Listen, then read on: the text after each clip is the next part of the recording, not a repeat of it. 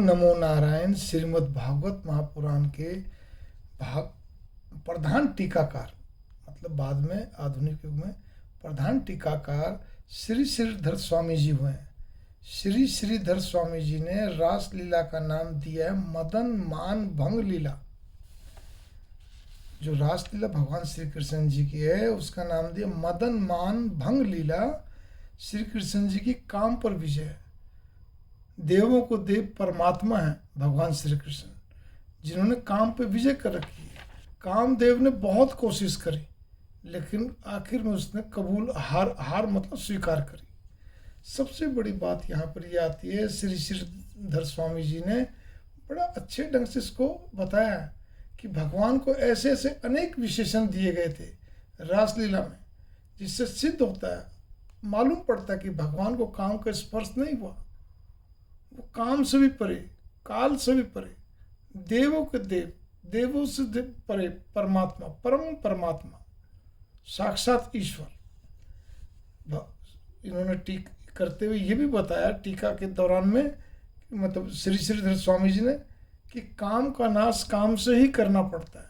अर्थात यहाँ पर क्या भाव बनते हैं कि कितनी गोपियाँ ऐसी थी जिस समय क्या कहते हैं, शुरुआत में उनके अंदर श्रृंगार रस एक चल रहा था मन में, लेकिन उन्होंने भगवान श्री कृष्ण जो कि जिनको काम स्पर्श नहीं कर सकता था, केवल उनके दर्शन मात्र से, बराबर उनका स्मरण करने से उनके अंदर ऐसे भाव पैदा हो कि वो निष्काम भाव से, उसी काम भाव से, काम यहाँ काम कर वासना रहित, केवल इस कामना को लेकर निष्काम भाव से, फिर ध्यान देना, काम रहित कामना को लेकर निष्काम भाव से कि भगवान श्री कृष्ण के हमें दर्शन बराबर होते रहें, हम उनसे वार्तालाप करें, इस तीव्र इच्छा के साथ गोपियाँ कहते हैं तन्मयता से भक्ति करती थी।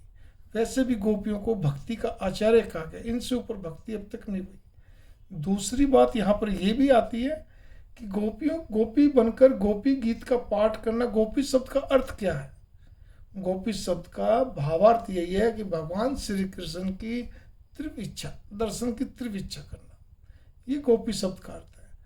तो इसीलिए यहाँ पर यही कहा गया कि भगवान जो है वो परम परमात्मा है, ईश्वर हैं, साक्षात भगवान जी हैं। वो हर चीज़ से परे हैं। उनका शरीर कोई मल मूत्र या हाड़ मांस वाला शरीर नहीं है।